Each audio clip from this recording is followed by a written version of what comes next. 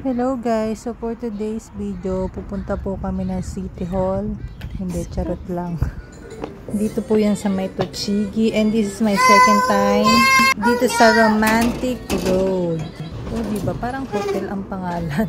Pero it's pasta and pizza restaurant, Italian restaurant. So ito na nga, pagpasok mo, lababo ka agad. So maghugas ka muna ng kamay bago ka pumasok. And bubungad sa inyo yung pinaka-counter kung saan din ka magpapareserve ng table nyo.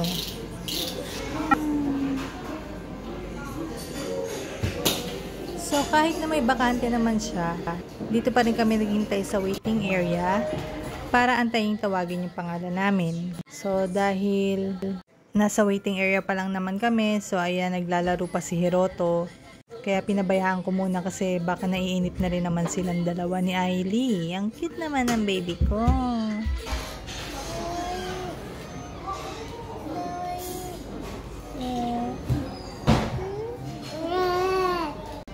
Hoy.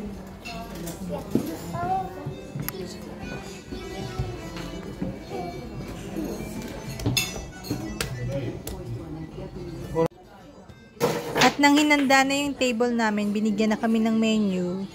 At ito nga pala ang kanilang mga menu list. Ang sasarap, iba-ibang klaseng sauce ng spaghetti and different kinds of pizza. May Doria. At ito yung natatandaan ko. Pang second time ko na kasi dito. Wala lang, natutuwa lang ako sa style ng chandelier nila. At ito nga, may palibreng juice sa mga bata. Dito sa Tochigi, pag may ganyang kang card, makaka-avail ang mga anak ng mga juice sa mga nakipag-participate na stores dito sa Tochigi, Ken. So, magagamit nila yan at maa-avail yan ng mga anak mo hanggang hindi pa sila nakakaabot ng 18 years old.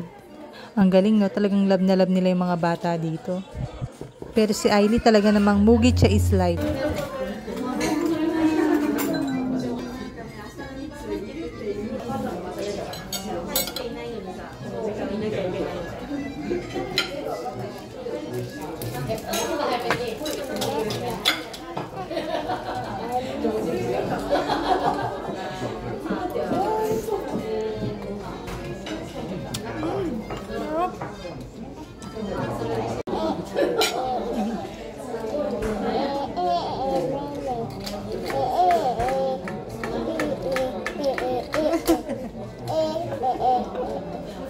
Bye.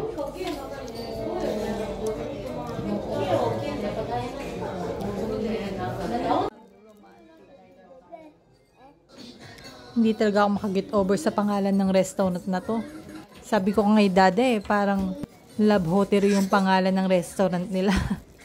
Kumbaga sa atin parang motel yung pangalan. At ito na nga yung in-order naming pasta. Carbonara sana ang gusto ko kaya lang si Dada ayaw niya ng carbonara, kaya ito na lang, ako na lang nag-adjust. And then namaham with garlic toast. Itong si Ailey, ang bilis talaga ng kamay. Aba, tingnan mo naman, nangunguna. Akala mo naman marulong humigop ng pasta. Gustong gusto na talaga niyang kumain.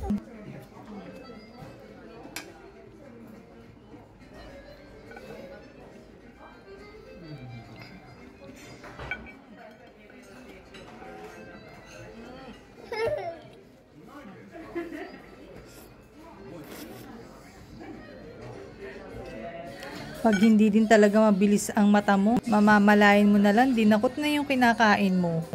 Ang baby pa nito, pero gustong talaga niyang kumain. Ito nga, hindi ko na malayan, kumakain na pala siya ng tissue. Hindi ko raw kasi binibigyan, kaya tissue na lang daw ang kakainin niya. Buti na lang napansin ni Daddy. Ganon kabilis ang kamay ng batang are.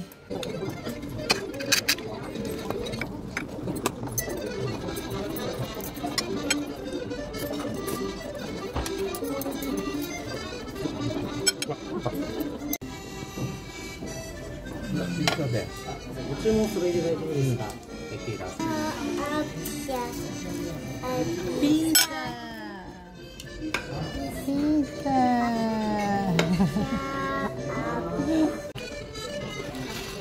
Sabi dun, no?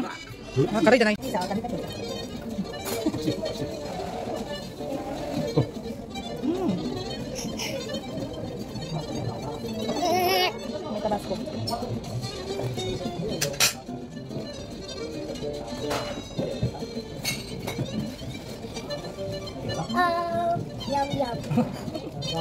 Yum!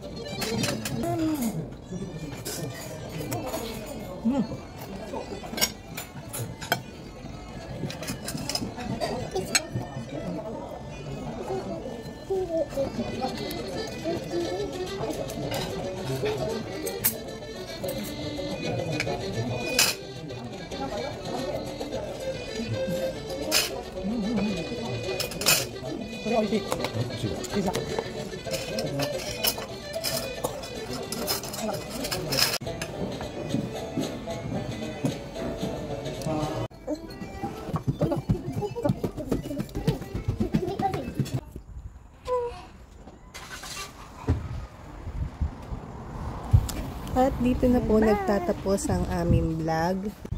In fairness, nag-enjoy ako at ang sarap talaga, lalo na yung pizza nila, napaka-freshly baked.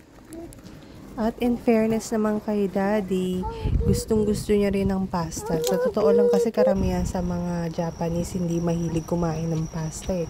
Puro sila ramen. Kaya natutuwa naman ako dahil magkasundo kami ni Dada pagdating sa mga Italian restaurants and foods. Kasi favorite ko rin talaga mga Italian restaurants, pizza and pasta. At nang pauwi na nga pala kami, may nadaanan kami na po. And dadaan sana kasi kami talaga sa totoo lang sa Sweet Outlet. Pero dahil sarado siya at meron namang malapit na park dito mismo sa may Sweet Outlet, pinalaro muna namin si Hiroto. Kahit medyo madilim na yung time na yan. Hanggat may pagkakataong palaruin, pinalalaro na namin.